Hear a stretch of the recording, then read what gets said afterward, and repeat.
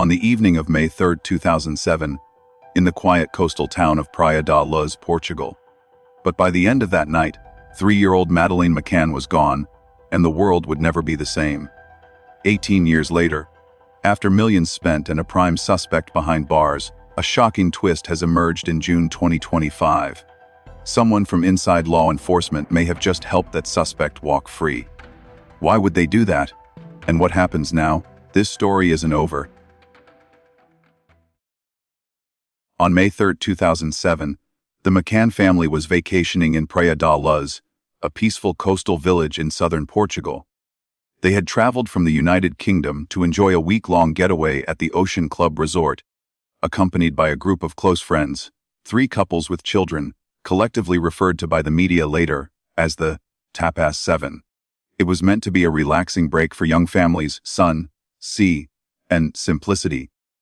The McCanns were assigned apartment 5A on the ground floor of one of the resort's whitewashed blocks. The flat had 2 access points, a front door facing the street, and a sliding glass patio door at the back, which opened into a small garden area leading toward the resort's pool and tapas restaurant. The patio entrance became the preferred road in and out for the adults during their stay. It was also the more discreet one, no keys needed. Inside apartment 5A were 3 children. Madeleine McCann, just 3 years old, shared a bedroom with her younger twin siblings, Sean and Amelie. She was the eldest, curious, playful, and instantly recognizable by a small coloboma, a rare defect in her right iris that made her eye unique. Her parents, Kate and Jerry McCann, were both physicians, Kate a general practitioner and Jerry a cardiologist. The couple seemed organized, responsible, and outwardly composed. That evening, the McCanns made a decision that would haunt them forever. Around 8:30 p.m., after bathing and settling their children into bed, they left the apartment unlocked and joined their friends for dinner at the resort's tapas restaurant, approximately 100 meters away. From their table, they could not directly see the apartment, but they committed to checking on the children in regular intervals every 15 to 30 minutes. At 9:05 p.m., Jerry McCann stood from the table and walked back to apartment 50A. He later recalled that all seemed fine. He saw Madeleine asleep in her bed, the twins undisturbed. He returned to dinner, confident their system of checks was working. At 9:30 p.m., their friend Matthew Oldfield offered to check on the McCann children while doing his own rounds. But instead of walking into the bedroom, he peeked inside from the hallway. He noticed the room appeared quiet and moved on, never laying eyes on Madeleine. Then came 10 p.m. Kate McCann left the restaurant to do the next check. As she approached the apartment, something felt off. The bedroom door, usually left partially closed, was now wide open. Inside, the window above Madeleine's bed was open, the shutter lifted. The curtain was blowing inward with the night breeze. Madeleine's bed was empty.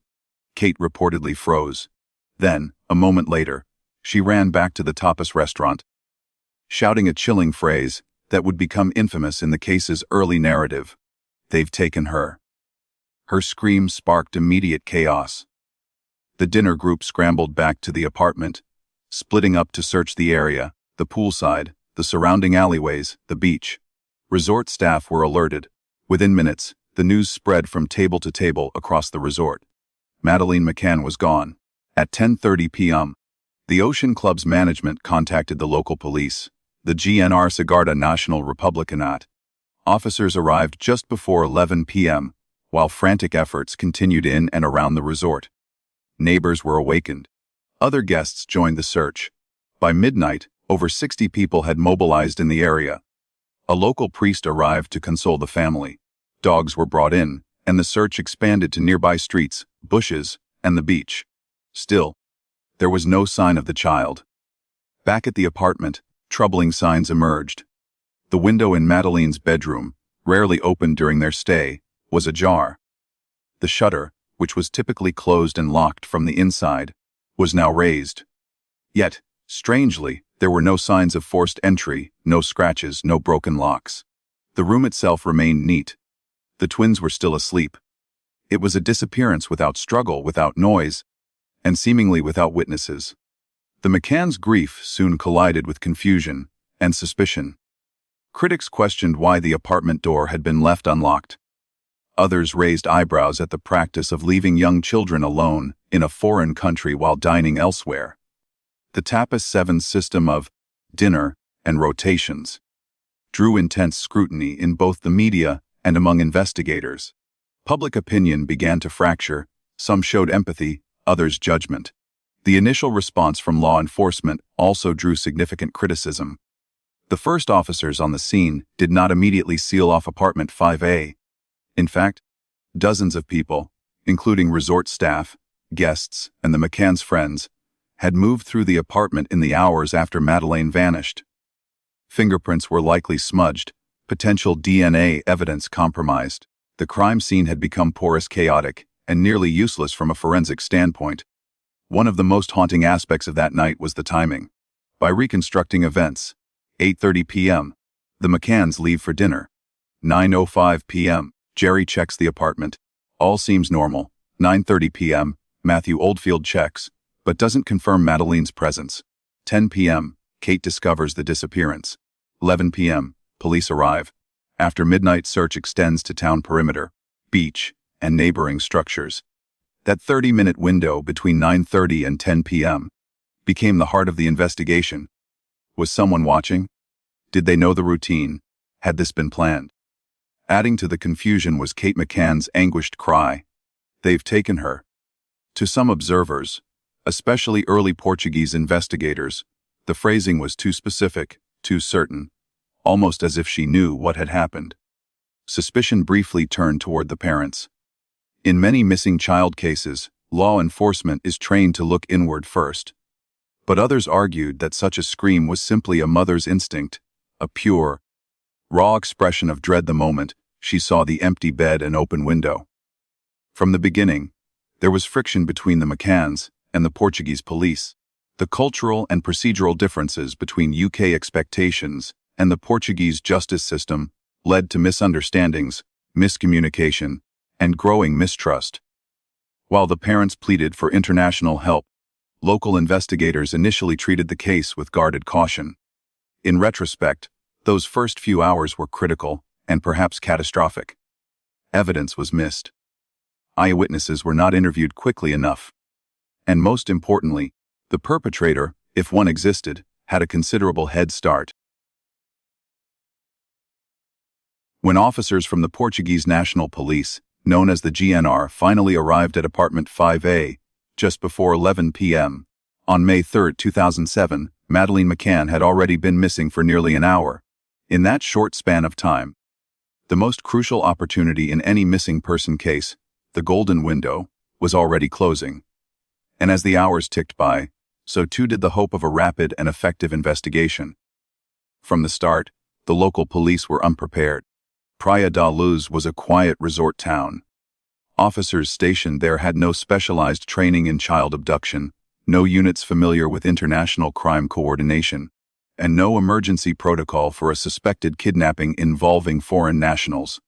Their initial response was limited to assisting the search on foot, flashlights in hand, combing nearby streets, bushes, and walkways. They never cordoned off the apartment. They didn't secure potential exit routes, and they failed to treat the site as a possible crime scene. By the time investigators began considering the need to preserve forensic evidence, it was already too late. More than 20 people, family, friends, hotel staff, neighbors, had passed through apartment 5A. In a collective panic, they had hugged Kate to comfort her, walked across the room, opened closets and windows, and even sat on Madeleine's bed. Someone reportedly touched the shutters. Another moved a chair. In doing so, they unknowingly trampled over what could have been the case's most critical physical evidence. No fingerprints were taken that night. No DNA swabs were secured. The open window, which may have been an entry or exit point, was not forensically examined until much later. By dawn, the scene was no longer viable. It had become contaminated beyond repair. While Madeleine's disappearance was immediately alarming to her family and friends, local authorities did not initially classify it as a serious criminal event. Early on, police theorized that Madeleine might have wandered off in the night and gotten lost. Another working theory was that someone had temporarily removed her, but intended to return her. It would be hours before the case was escalated to an official child abduction. By then, a vital opportunity had passed. Despite international borders being only hours away by road, no orders were given to alert customs or airport officials. There were no immediate roadblocks, no check-ins with local ferry ports. It wasn't until the next day that search dogs, helicopters, and extended patrols were deployed. By then, if someone had taken Madeleine and fled, they were likely long gone. One of the most critical challenges arose from the cultural and procedural gap between the British expectations and the Portuguese legal system. The McCanns, along with UK officials, expected a robust response modeled after British standards: immediate forensic preservation, mobile phone triangulation, CCTV retrieval, coordinated press briefings. But in Portugal, investigations followed a stricter judicial process, with limited technological capacity and a heavier burden of procedural formality. Communication between the two nations' authorities was slow and often confused. A language barrier added further complications. Portuguese officers reportedly felt condescended to. British observers viewed the investigation as disorganized and lethargic. There was no appointed liaison, no joint command. As a result, two separate investigations unfolded, parallel, but rarely aligned. This vacuum of clarity quickly became fertile ground for rumor and speculation. Details began leaking to the press, sometimes from official sources, other times anonymously. British tabloids painted the Portuguese police as inept. Portuguese newspapers, in turn, began to suggest that the parents were hiding something. The case was no longer just a criminal matter, it had become a media war. Within months, the narrative shifted. In August 2007, Kate and Jerry McCann were formally named arguidos, legal suspects under Portuguese law. The tipping point came after search dogs, brought in from the UK, alerted to the smell of human blood and decomposition in the McCanns' apartment and in the trunk of their rental car, though the car had been rented weeks after Madeleine's disappearance. The media seized on this development with fury. Headlines screamed of missing blood, forensic breakthrough, and parent cover-up. But beneath the sensationalism, the evidence was far from definitive. No DNA match could conclusively link the findings to Madeleine. There was no body, no eyewitness, no direct proof of wrongdoing. The dog's alerts were, at best, circumstantial, and yet, the damage was done. Under growing public pressure, the case veered off course. Investigators who had once been focused on potential abduction were now redirecting resources to building a case against the parents. Despite the absence of hard evidence, surveillance intensified. Jerry and Kate's behaviors were scrutinized. Their composure was interpreted as coldness, their emotional outbursts as performative, their pleas for help as too polished. Behind closed doors, the McCanns were unraveling. In her later memoir, Kate would write, "I felt like we were being investigated instead of being helped." They begged for access to police files, to call transcripts, to witness interviews, most of which were denied. Trust between the McCanns and the authorities eroded rapidly. And the longer the search for Madeleine stalled, the more the investigation imploded under its own contradictions. Meanwhile, critical time continued to slip away. In any missing person case, the first 72 hours are statistically the most crucial. They're the window in which witnesses recall the most, physical evidence is freshest, and escape routes are still traceable. But for Madeleine McCann, those 3 days were a maelstrom of confusion, missteps, and wasted chances. Faced with the failure of the official response, the McCanns turned to the public. With no structured media strategy from law enforcement, they organized their own press conferences, distributed photographs, and launched a website. To some, this was seen as proactive. To others, it seemed manipulative. Some questioned why the parents were so present in the media, as though managing an image rather than mourning a child. But the truth is simpler and darker. They had no choice. In the absence of institutional support, they had to become the voice of their daughter. By the end of 2007, the case was in disarray. No leads, no charges, no trace of Madeleine. What remained were fractured international relations, an angry and divided public, and a family trapped in limbo. Looking back, the systemic failures are undeniable. The crime scene was never protected. Forensics were delayed. Media speculation went unchallenged. Investigative theories shifted without coordination. And above all, the instinct to blame the parents, what psychologists call parental involvement bias, overshadowed the more urgent need to pursue an external offender. In the years that followed, technological advancements, international cooperation, and better understanding of child abduction dynamics would evolve. But for Madeleine McCann, the window of opportunity had already closed. And what was left was not just a missing child, but a case that, for a critical moment, lost its way entirely. In the days following Madeleine McCann's disappearance, something unprecedented happened. A 3-year-old girl from a quiet British family, who vanished from a small resort town in Portugal, became one of the most recognized faces in the world. Her photo, wide eyes, soft smile, and a distinctive mark in her right iris began circulating across continents. Airports, train stations, supermarkets, and newsstands from Lisbon to London, from New York to New Delhi, all bore her image. Within a week, Madeleine had become a global symbol, not just of a missing child, but of a shared, universal fear that no child is ever truly safe. It was, by all accounts, one of the most expansive missing child campaigns in modern history. And unlike typical police-led efforts, this global search was largely orchestrated by her family. With little structured support from Portuguese authorities, Kate and Gerry McCann took it upon themselves to lead a media movement. They launched a website, Find Madeleine, just weeks after her disappearance, designed to gather tips, donations, and global awareness. They distributed posters and flyers in over 20 countries, many translated into local languages. They issued press releases, held press conferences, and even traveled to other nations to meet with political figures and advocacy groups. They appeared on talk shows, international news broadcasts, and documentaries, all to keep their daughter's name in circulation. The McCanns also embraced the evolving power of technology. As months passed with no confirmed sightings, they turned to age progression imaging, working with forensic artists to simulate what Madeleine might look like at age 6, 9, even 12. These composite renderings were released to the public in waves, always accompanied by pleas for information. The goal was clear: never let the world forget what she looked like, or that she was still missing.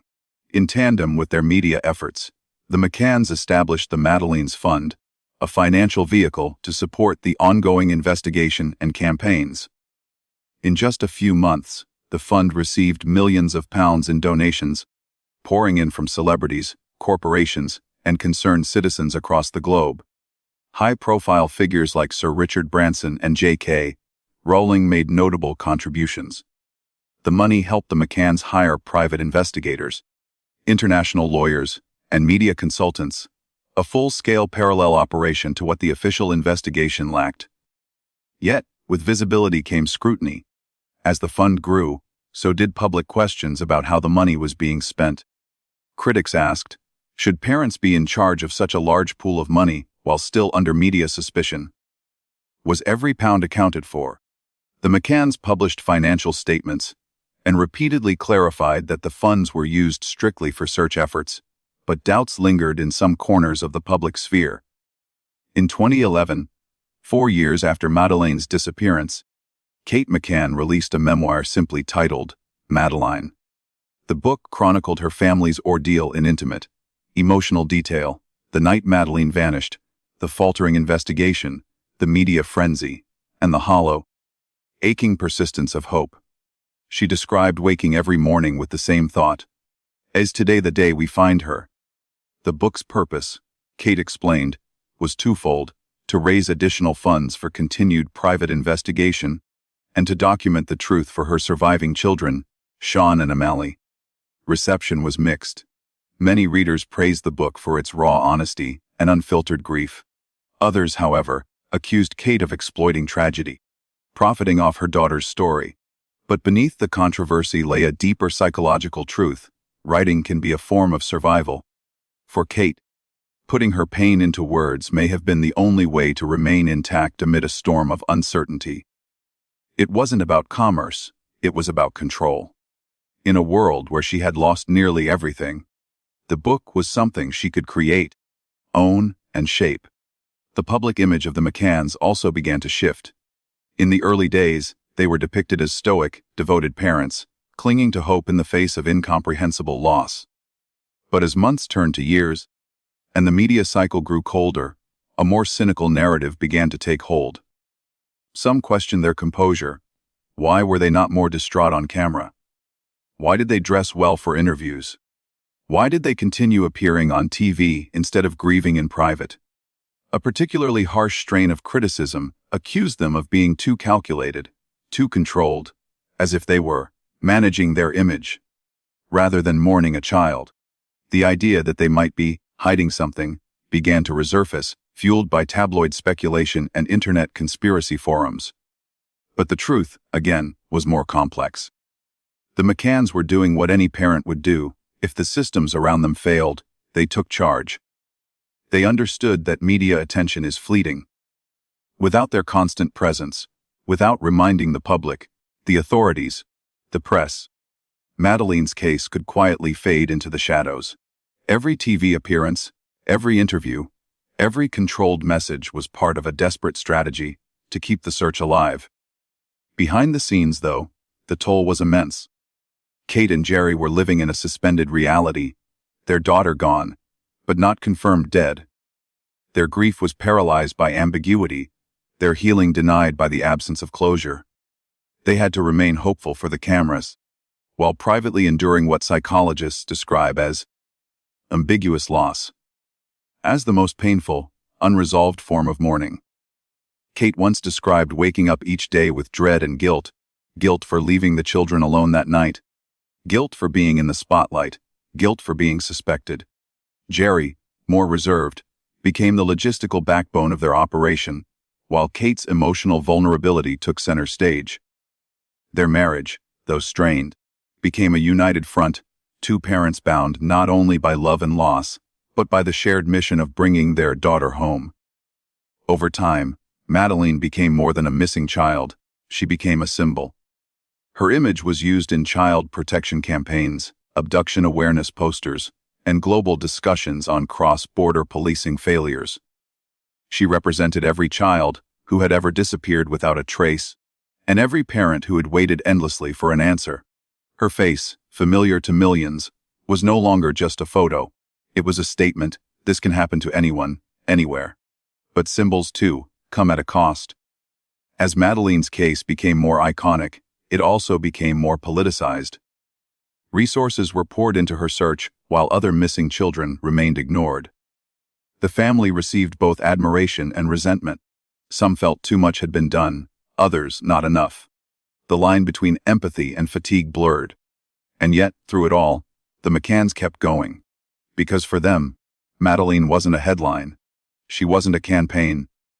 She wasn't a symbol. She was their daughter. And that was reason enough to keep searching, no matter how long it would take. As the years passed, and the mystery of Madeleine McCann's disappearance remained unsolved, a strange phenomenon began to emerge, one that investigators had never anticipated. From various corners of the world, individuals stepped forward to declare a shocking belief that they were Madeleine. Not that they knew where she might be, not that they had seen her, but that they were her.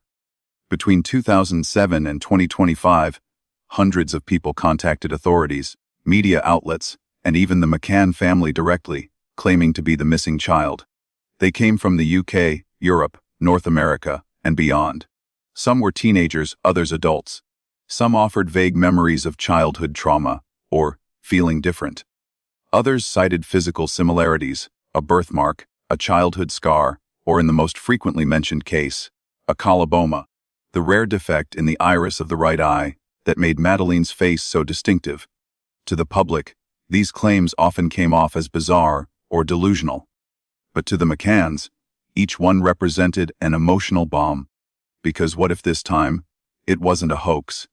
The most high-profile of these cases came in early 2023, when a young woman from Poland named Julia Wendel sent shockwaves through the internet by publicly announcing she was Madeleine McCann.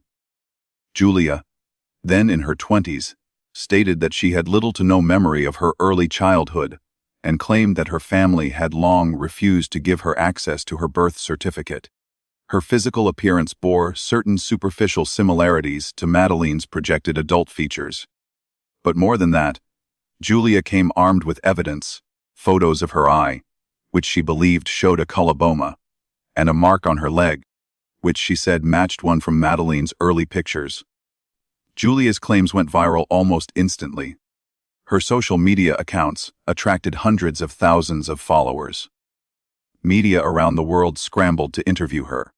She appeared on international television, participated in online live streams, and released comparison videos. Many believed her. Others mocked her. But no one could deny that the world was watching. Under increasing pressure from public speculation, the McCann family agreed to a DNA test.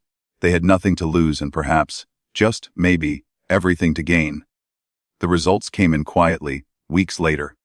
There was no genetic match. Julia Wendel was not Madeleine McCann, and neither was anyone else who had ever claimed to be her. Over the past 15 years, every single person who came forward with such a claim was ruled out, whether through DNA, medical history, or inconsistencies in their stories. But the question remains, why would someone falsely believe, or pretend, to be a globally known missing child? According to psychologists, the answer lies in identity, trauma, and attention. Some individuals experience what is known as identity confusion, often linked to childhood neglect, adoption, or family dysfunction. When people grow up lacking clear answers about their past, it becomes easier to project their pain onto an existing narrative, especially one as well documented and emotionally charged as Madeleine's. In other cases, the motivation may stem from attention-seeking behavior, a deep psychological need to be seen, validated, or even rescued. The idea of being the world's most searched for child brings with it a twisted form of comfort. If I'm her, then I matter. I'm not forgotten. Some of these individuals may genuinely believe their story. Others may knowingly deceive. But whatever the motivation, the consequences are real, especially for the McCanns. Every false claim forces the family to revisit their pain. Each possibility brings a moment of hope, followed by inevitable disillusionment. Kate McCann once described these moments as cruel form of emotional whiplash. First the call or email. Then the rising anticipation. Then the reality. It happens again and again. Hope, verification, heartbreak. A cycle that leaves deep, invisible wounds. And beyond the emotional toll, these claims have a tangible impact on the investigation. Each public declaration pulls attention and resources away from legitimate leads. In high-profile cases like Julia Wendel's, police and private investigators are often forced to divert their time toward confirming or disproving someone's identity. In Julia's case, the media storm consumed weeks, giving many in the public the false impression that the case was nearing resolution. Instead, it was a false signal, a distraction dressed as hope. Worse still, social media plays a dangerous role in amplifying these false narratives. Well-meaning individuals share posts, engage with speculative videos, and demand updates, often before any facts are confirmed. A viral post can reach millions within hours, creating an illusion of credibility. People believe what they want to believe, especially when a story seems emotionally satisfying. But in the end, a likeness is not proof, and a feeling is not forensic evidence. The McCanns, despite their pain, have handled these episodes with restraint. They have issued carefully worded statements. They have thanked people for caring, while cautioning against premature conclusions. Their main concern has always been the same: to protect the dignity of Madeleine's name, and not let it become a vehicle for public spectacle or personal delusion. There is, however, a deeper lesson here, one that goes beyond the McCann case. In an era of instant virality, truth becomes fragile. The speed at which stories spread often outpaces the speed at which facts can be verified. And when people conflate sympathy with certainty, justice suffers. False claims, no matter how heartfelt or convincing, can harm real investigations, mislead the public, and exploit real families still waiting for answers. As of 2025, no one who is claimed to be Madeleine McCann has been confirmed as such. DNA has ruled out every possibility. Background checks have uncovered inconsistencies. And while many of these individuals carry their own pain, their stories are not hers. Madeleine McCann is still missing. And the person who took her, or knows what happened to her, is still unknown. In June 2020, 13 years after Madeleine McCann vanished from her family's holiday apartment in Praia da Luz, Portuguese authorities confirmed what German police had just revealed. They had a suspect, not just a theory. A man, a name, a location, and perhaps a turning point. His name was Christian Brueckner, also referred to as Christian B. in official documents, and his presence at the center of the Madeleine McCann investigation was not coincidental. Brueckner, a German national born in 1976, had long been known to police on both sides of Europe for an extensive criminal history. While his past included multiple offenses, ranging from theft, drug trafficking, and assault, it was his record as a convicted sex offender that placed him in the darkest corners of suspicion. In 2020, investigators announced that Brueckner's cell phone had been traced to the exact area surrounding the Ocean Club in Praia da Luz on the night Madeleine disappeared, May 3, 2007. The cell tower data didn't just place him in the same town, it placed him within meters of the McCanns' holiday apartment, at the precise time frame during which their daughter went missing. It was the first piece of technological evidence that directly linked a known predator to the crime scene. But what elevated Brueckner from a potential presence to a central suspect wasn't just the data, it was his own words. According to investigators, a former acquaintance of Brueckner later came forward, claiming that the German man had boasted about abducting a child in Portugal. Another witness reported that Brueckner had previously made disturbing and hateful remarks about children, reflecting a deep-seated sexual deviancy. These statements, though not admissible as proof of guilt, added psychological dimension to an already grim profile. Just 2 years prior to Madeleine's disappearance, in 2005, Brueckner raped a 72-year-old American woman at her home in the Algarve, just a short distance from where the McCanns had stayed. He broke into her home, tied her up, beat her, and sexually assaulted her, then vanished. The case remained cold until years later, when DNA evidence linked him to the crime. He was convicted in Germany and sentenced to 7 years in prison, a sentence he is still serving as of mid-2025. The disturbing proximity, both in geography and in method, to Madeleine's case did not go unnoticed by prosecutors. They believed the two incidents might share more than coincidence. Brueckner had been living in a camper van in the Algarve at the time. He was known to drift between countries, often using fake names and forged IDs. He fit the psychological profile of a mobile offender, someone who acts alone, moves silently between borders, and exploits gaps in jurisdiction to escape justice. In June 2020, German authorities took the extraordinary step of publicly naming him as the prime suspect. That same month, the German prosecutor overseeing the case stated with confidence that Madeleine McCann was dead, and that they believed Brueckner was responsible. However, they refused to release details about the nature of the evidence, sparking both hope and skepticism across Europe. Then came the next phase of the search.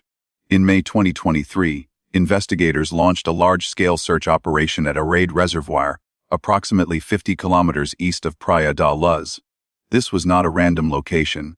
It was an area Brueckner was known to frequent, and authorities believed he may have disposed of evidence there. Over several days, excavators cleared soil, giant pumps drained wells, and forensic teams sifted through acres of wilderness, looking for any trace of Madeleine, or what might have once been hers. They recovered several pieces of cloth, a few fragments of bone later identified as animal remains, and unknown fibers, which were taken in for lab analysis. But despite media speculation, no direct evidence linking Brueckner to Madeleine was ever publicly confirmed. The search, while methodical and highly visible, yielded no breakthrough. Meanwhile, Brueckner remained imprisoned in Germany, serving his 7-year sentence for the 2005 rape. But in June 2025, a new concern arose: he may be released early, as soon as September 2025, after reportedly having his court fines paid and time reduced for behavior and legal technicalities. The prospect of the prime suspect in the McCann case walking free has set off alarms across Europe. Despite years of investigation, no formal charges have been filed against Brueckner in connection with Madeleine's disappearance. German prosecutors say they continue to gather evidence, but time is running out. If Brueckner is released, there's no guarantee he will remain in Germany. He has lived in Spain, Italy, Portugal, and other parts of Europe. His itinerant lifestyle and history of evading authorities make him a flight risk. What makes Brueckner such a uniquely dangerous figure in this story is not just what he may have done, but how easily he could do it again. He lived off the grid, often in a camper van or abandoned homes, moving from village to village, often using stolen identities. He operated without routine, without roots. He had been known to film his assaults, and though German police reportedly seized several storage devices from him, the contents have never been disclosed to the public. He is not a man with a past. He is a man with a pattern. And the danger lies in what might happen if that pattern is allowed to continue unchecked. For the McCanns, the news of Brueckner's potential release has reopened deep wounds. They have urged authorities across Europe to act swiftly. Public pressure is mounting. Journalists have described the case as a race against time. Because if new evidence emerges after Brueckner is freed, after he's vanished again, there may be no second chance to bring him to justice. To this day, Madeleine McCann remains missing. There is no confirmed sighting, no remains, no conclusive evidence. Just a thread, taut, fraying, and fragile, leading back to a man who was there that night, near that apartment, when a little girl disappeared without a sound. His name is Christian Brueckner. And the world is still waiting for answers. In a shocking twist in 2025, a former German criminal police officer paid a large sum of money to reduce Christian Brueckner's prison sentence by 111 days. This development has not only stunned the case, but also sparked international outrage, raising questions about motives and connections within the justice system. It has added further complexity to the case and increased suspicions regarding internal relationships within the German police force. The woman in question, a former employee of the Federal Criminal Police Office of Germany, CBKA, explained that she made the payment because she believed the fine imposed on Brueckner was unfair. She stated that Brueckner's behavior toward prison staff was insulting and that, for this reason, the fine should be reduced. However, this explanation failed to convince the public and investigators. Her justification was deemed weak, especially as questions began to arise about her honesty and true motivations behind her actions.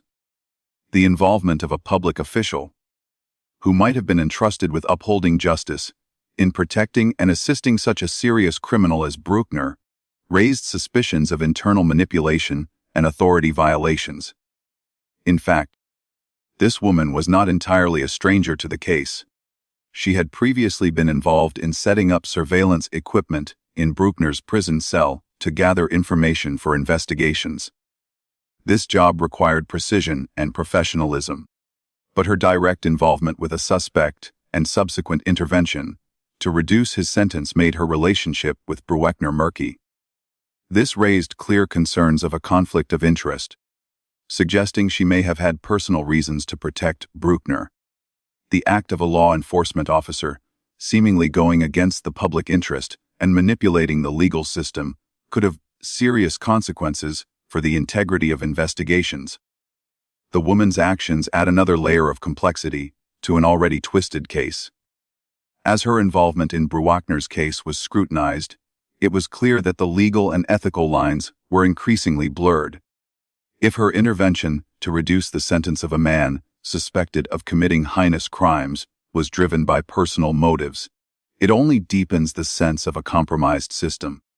This incident shocked both law enforcement agencies and the international public. If new evidence emerges after Brueckner's release, evidence that could prove him to be responsible for Madeleine McCann's disappearance, can the case be fairly prosecuted and handled? Will reopening the case face insurmountable challenges due to the loss of valuable time or the potential of missing the opportunity to convict? Meanwhile, this situation has added significant pressure on the German justice system. Legal experts have pointed out that releasing Brueckner after new information emerges could lead to a massive scandal, as it demonstrates negligence in properly addressing the movements of dangerous criminals, particularly when there are suspicions about the relationship between officials and the suspect. This event also reveals a troubling reality. Not all criminals face justice fairly, and it could set a dangerous precedent for how serious cases involving dangerous criminals are handled in the future. This situation highlights a potential danger. Brueckner's release could have unforeseen consequences if he continues to commit crimes or attempts to escape the scrutiny of law enforcement. The release of a key figure in a high-profile case like this could not only slow down the process of uncovering the truth, but also threaten the ability to bring the perpetrator to justice. The story of Christian Brueckner is not just about the disappearance of a child.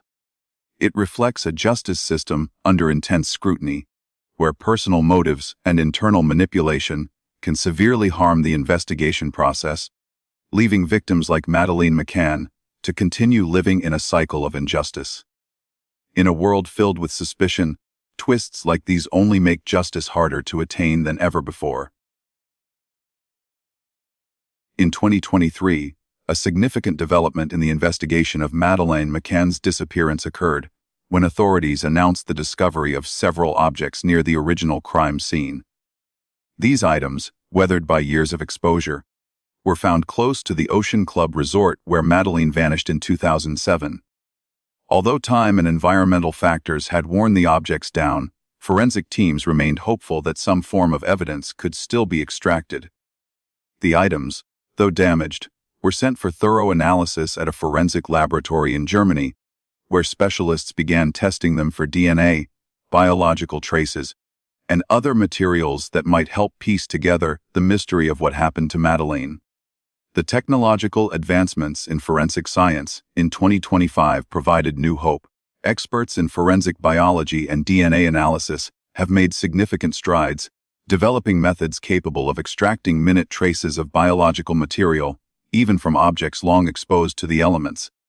In this context, there was a possibility that, despite the wear and tear of time, advances in forensic science could still yield crucial results. The lab was tasked with identifying any genetic material or traces that might link these objects to Madeleine, Brueckner, or anyone else involved in the crime. However, the situation presented a challenge. While technology may have advanced, the effectiveness of such analysis would depend on the extent to which the samples were still viable. But the situation grew more complex with the looming prospect of Christian Brueckner's potential early release from prison. If Brueckner were to be freed before any new evidence could be definitively linked to him, the legal significance of the findings could be compromised. The discovery of these objects, although promising, might no longer hold the same weight if Brueckner was no longer incarcerated or under strict legal surveillance. This raised the question of whether evidence discovered after his release would be sufficient to move forward with the prosecution. If new evidence were to surface after his freedom, it could be too late to ensure that justice was served. Moreover, any delays or gaps in bringing the case to court could result in difficulties in prosecuting Brueckner, especially if his release allowed him to distance himself from the investigation once more. Thus, the timing of these forensic breakthroughs became critical.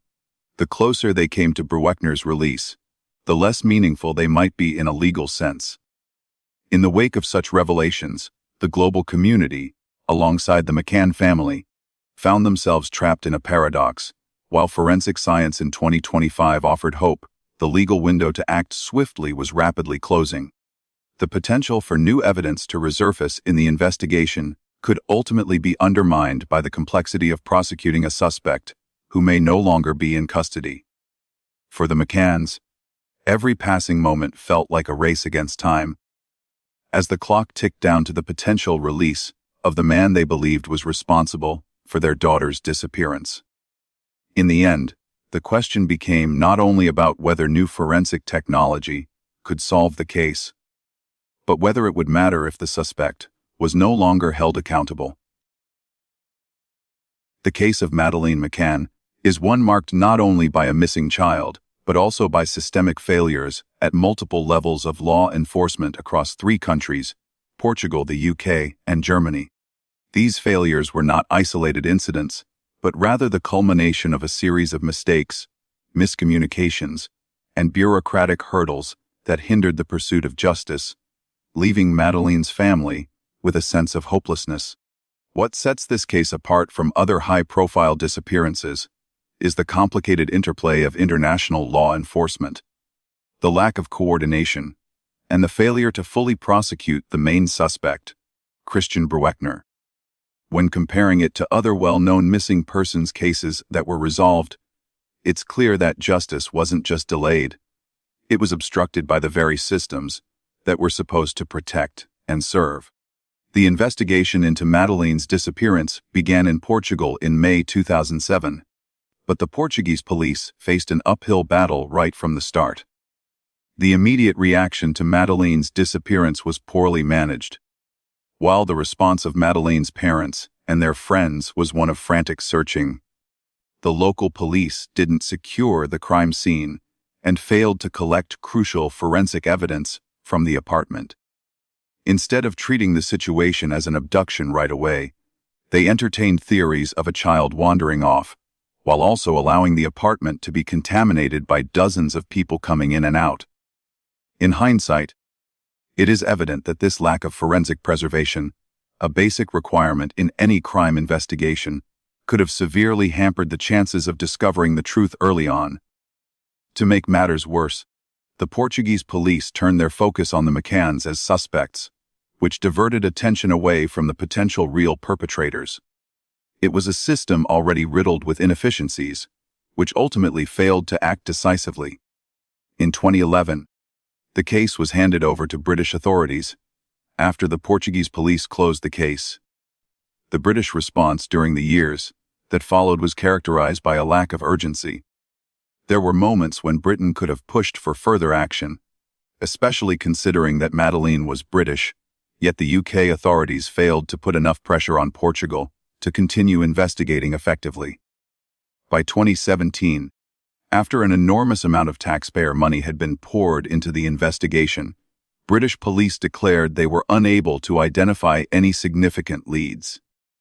At the same time, public interest in the case was waning, and without the sustained effort from both Portuguese and UK authorities, the case was on the verge of being forgotten. It was a stark contrast to how other famous missing person cases were handled, where continuous pressure and dedicated resources ensured that the investigation remained in the public eye, even when it seemed like there was no hope. It wasn't until 2020 that the case took a dramatic turn when German authorities announced that they had identified Christian Brueckner as the prime suspect. By this time, Madeleine's case had already been cold for over a decade. Germany's investigation, while groundbreaking in many ways, was not without its own problems. The initial announcement in 2020 that they had clear evidence that Madeleine was dead, yet no clear details were provided, left the public with even more questions. German investigators had spent years not coordinating adequately with Portuguese authorities, creating an uncoordinated investigation across borders. Additionally, despite finding significant new leads, such as phone data placing Brueckner near the scene of Madeleine's disappearance, the lack of collaboration between international police agencies, coupled with legal constraints, meant the case was not closed or solved swiftly. While there was hope that Brueckner's conviction for other crimes in the region would provide justice for Madeleine, by 2025, with Brueckner's release looming, the authorities still failed to secure a conviction in her case.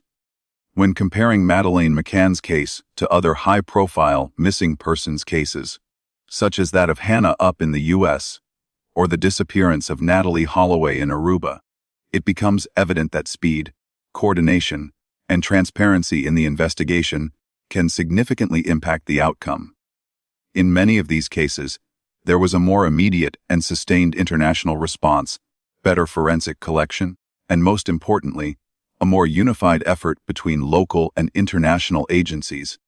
For instance, when Natalie Holloway went missing in Aruba, there was immense international pressure that kept the investigation alive. With continuous media attention and collaborative efforts between the U.S. and Dutch authorities. While the cases share their own unique complexities, the differences in the handling of investigations often come down to how quickly authorities act, how well they preserve the crime scene, and how unified the agencies are. The key issue with the Madeleine McCann case was that the justice system itself created barriers. From the Portuguese police's lack of coordination with other agencies, to Britain's failure to push for stronger action when it had the opportunity, and finally, to Germany's delayed involvement that came years after critical evidence was missed, the lack of a streamlined, collaborative effort led to a situation where justice was continually delayed. It wasn't just the lack of action in the investigation that stood in the way of justice. It was the institutional failures that compounded the problem. The system was simply too fragmented and poorly coordinated to provide the necessary support to bring Madeleine home or identify the person responsible for her disappearance. Finally, there's a broader, more critical issue at the heart of this case. Justice isn't just about finding the perpetrator, it's also about ensuring that the system works in a way that prevents criminals from escaping. Christian Brueckner, despite being a prime suspect in Madeleine's case, may soon walk free. If that happens, it would be a stark failure of the justice system to bring about real consequences for a man who, if guilty, is responsible for devastating a family and a nation. The question is, can justice truly be served when the systems in place fail to keep a dangerous man behind bars? The failure of the justice system to prevent Brueckner's early release, or to secure a timely conviction for Madeleine's disappearance highlights that justice can be obstructed by the very structures meant to protect society. What the McCanns and the world have learned from this case is that the fight for justice doesn't stop with identifying the criminal. It is also about making sure the criminal faces the full force of the law. Until Brueckner is held accountable, the system's failure will continue to overshadow any potential resolution, leaving justice hanging in the balance.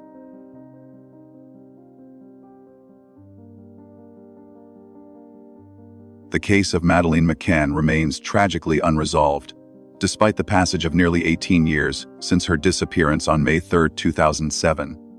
While her family, the McCanns, continues to search for their daughter, there has been little progress in the investigation over the years. As Madeleine's case lingers in the public consciousness, the McCann family lives in a constant state of uncertainty and emotional turmoil, unable to move forward without knowing whether Madeleine is alive or dead, and whether justice will ever be served. The hope for justice has been repeatedly dashed, particularly as the case has encountered delays and ineffective coordination between international law enforcement agencies. With no closure in sight, the McCanns remain locked in an unending cycle of hope and despair. Despite these ongoing struggles, the McCanns have never given up on their fight for answers. They have been vocal in their belief that a child cannot just disappear on their own, and someone must be held responsible for Madeleine's abduction. They have consistently maintained that Madeleine did not wander off, but that someone must have taken her and caused her harm. For the McCanns, this is not a question of uncertainty, but a matter of moral certainty. Someone is to blame, and that person must face justice. Their message to law enforcement and the public is clear: continue the search and never forget Madeleine. In addition to their persistent calls for answers, the McCanns have pleaded with the international community not to forget Madeleine. They have stressed that the case should remain a priority, and they have urged the public to continue applying pressure on authorities to ensure that the investigation moves forward. With the investigation often stalling and legal complexities obstructing progress, the McCanns understand that the world's attention is essential. They believe that without sustained public interest and support, the case could easily fall by the wayside, as so many others have. The McCanns' tireless advocacy for their daughter has helped keep Madeleine's name in the spotlight, but they recognize the importance of collective action in the fight for justice. Central to this fight is the figure of Christian Brueckner, the convicted sex offender who has become the primary suspect in Madeleine's disappearance.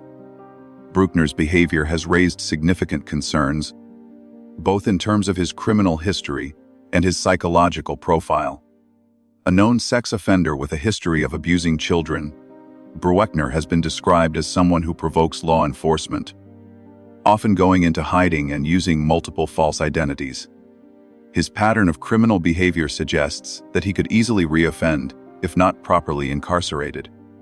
Brueckner's pattern of reoffending is particularly alarming, as sex offenders like him often commit repeated crimes, especially when they are not held accountable for their actions.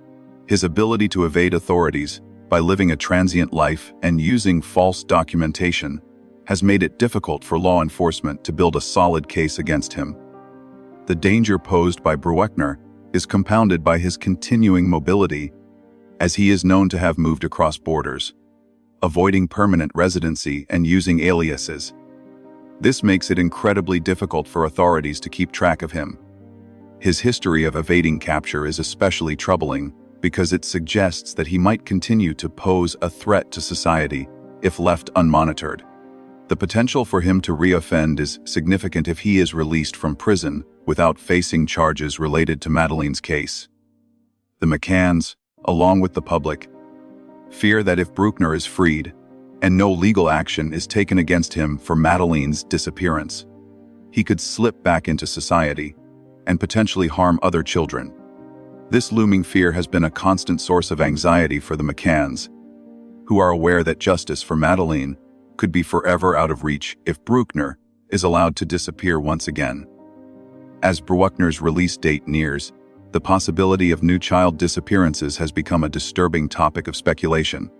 Many are asking, if another child goes missing in 2026, will Brueckner be investigated again?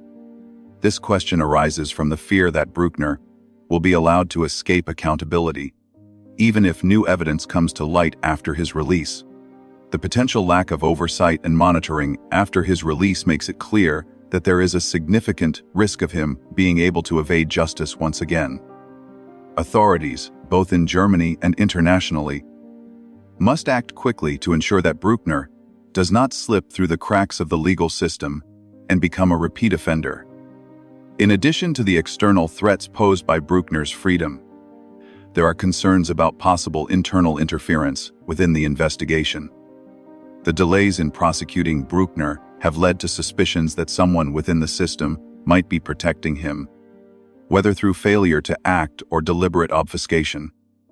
The lack of coordination between international law enforcement agencies, as well as the prolonged delays in charging Brueckner with Madeleine's abduction, suggests that there may be forces at play that are hindering the pursuit of justice.